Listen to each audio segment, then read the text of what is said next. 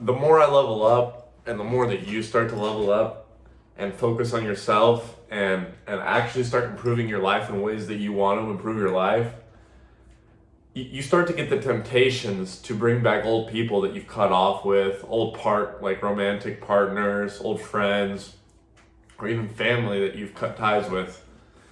And I think it's a natural thing. To be honest with you, we could sit here and guess the reason why that is all day long.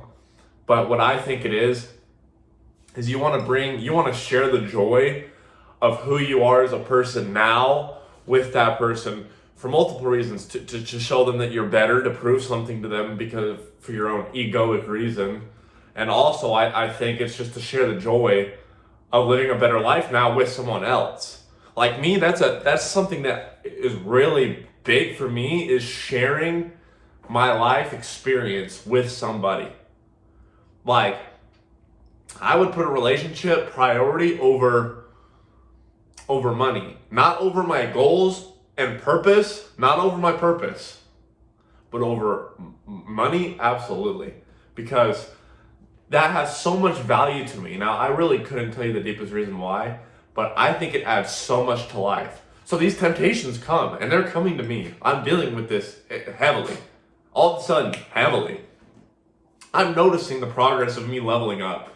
Physically, mentally, emotionally, spiritually, like in every category. You know what I mean? I'm leveling up. I'm going up. I'm starting to notice my progress. It's starting to kick in. You can finally notice it. Once you get to a certain point, you start to notice the progress is actually coming. And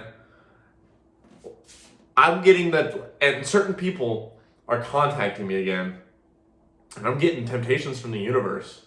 And it's hard to read them. It's like when someone comes back into your life that, I mean, it didn't work out for a reason, right? But you love that person. You have a lot of care for that person. It's hard to make a decision whether you should let them back in or not, especially if you know where you're going. Like, I know where I'm going to be in this time period. I know where I'm going to go. I know where my final destination is and what level that's going to be on. And it's a debate on whether you want to bring that person or those people with you. And it's a hard one because, like we said, in most situations, they left you at your lowest point just to come back around when they see you doing better. Whether they want to admit it or not, it's usually the case. Not always, it usually is. And it's unfortunate because you still, like I said, you still have love for that person. You have care for those people. You have a connection to whatever they are, right? You have that connection spiritually, emotionally, physically, whatever it is. You still share that connection with them. So it's a hard decision to make, right? Because you're emotionally tied to this person. You feel like you owe them something.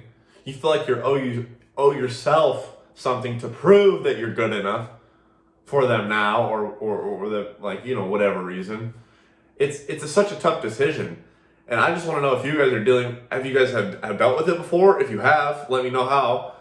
Let me know how you've dealt with it and things that you've done to, you know, help decide whether or not you should bring people or someone back into your life. It's been on my mind a lot lately. It seems so minuscule and small and irrelevant, but it's huge because the people that are around you make who you are.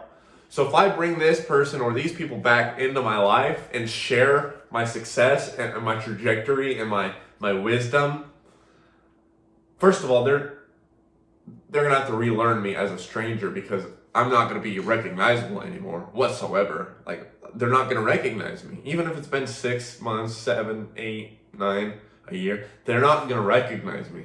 I'm a completely different person because I put in that effort. And I owe myself to find new people to share that with that deserve it, that didn't leave it at the low, that didn't leave me at my low, that didn't, you know what I mean? That fuck with me for who that's a voice crack. Fuck with me for who I am, right? Rather than seeing where I used to be and looking at me comparatively like, oh, I used to be this and now I'm this. I want a piece of that again. I want a piece of that now. The excitement's back. I don't know if that's a good or bad thing. It's definitely something to sit on. And sometimes I don't follow my own advice. I don't preach, or I don't practice what I preach all the time. It's a pretty human thing. But my advice to you is to not let old people back in the door. They left the door, they shut it on you, they locked it, knowing you needed help and you were in there banging on the door, let me out, come back in, whatever. But now that they see that you've made your own door, they want to go enter that door. What, so they can do it again? Leave them out of your life. But it can be very circumstantial, like I said. But as a general rule of thumb, leave them out. That is my advice for this video. It's something to think about. And whether or not it's happening in your life or not, you could probably think of a time when it did happen or it's going to happen. You can kind of predict these things. Like, humans are really easy to read.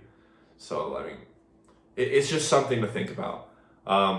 If you guys want to join my online community, VEXED Spiritual Alliance, the first link in the description will have that link. You can go check it out, just read about it. You don't have to join. But if it sparks your interest, let me know. The link's in the description, as well as the other socials down there. And yeah, until next time, VEXED family, Happy New Year's.